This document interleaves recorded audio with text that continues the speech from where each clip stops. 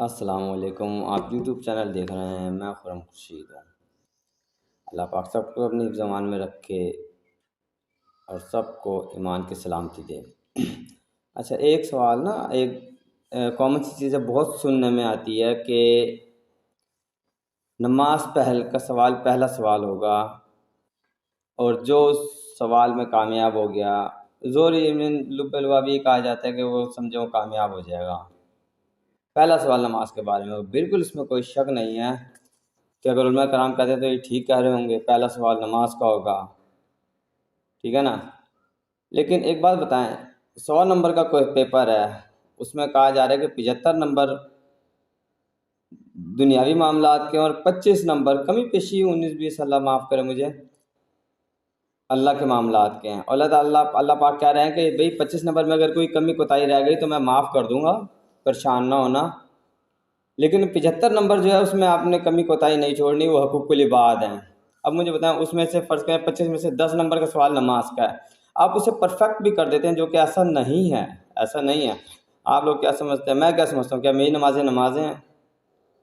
ذاکر نائک سے سوال پوچھا گیا کہ نمازوں میں تو دنیاوی معاملات گھوم رہے ہوتے ہیں، ذاکر نائک نے کہا سب کے ساتھ ہی گھوم رہے ہوتے ہیں، آپ کے ساتھ نہیں، سب کے ساتھ گھوم رہے ہوتے ہیں۔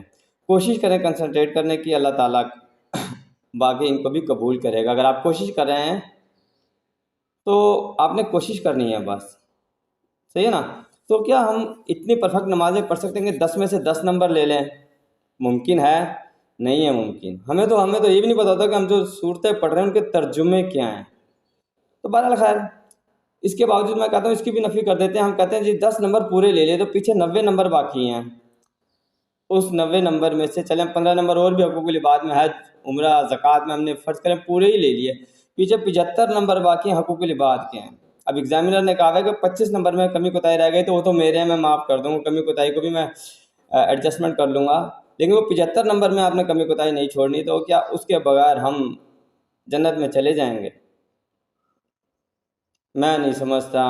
ہاں، میں اللہ کی رحمت کی نفی نہیں کر رہا، صحیح ہے نا، قطعاً نفی نہیں کر رہا، اللہ کی رحمت بہت وسیع ہے، لیکن کوشش کرنے والے کے ساتھ ہوگا نا۔ ایک بندہ جان بوجھ کے غلطی کرے اور کر رہا ہو مسلسل، اور اپنے آپ کو صحیح کرنے کی کوشش بھی نہ کرے، تو کیا خیر اللہ کی رحمت اسے گنجائش دے دے گی؟ رات کے زانی کو، رات کے تہجد گزار کو اللہ تعالیٰ ایک برابر تو نہیں کریں گے نا قیامت کے دن۔ تو اللہ پاک ہمیں ہدایت کی توفیق دیں۔ یہ وہ چیزیں جو ہمیں کریکٹ کرنے کی ضرورت ہے، ہمارے علماء کرام کو چاہیے ہمیں مکمل دونوں رخ دکھائیں، دونوں رخ بتائیں جو کہ نہیں بتائے جاتے۔ تو بس اللہ تعالیٰ ہمیں ہدایت کی توفیق دے، اور ہمیں خود بھی اپنی اصلاح کرنے کی کوشش کرنی چاہیے۔ دعاؤں میں یاد رکھیے گا۔ اللہ حافظ۔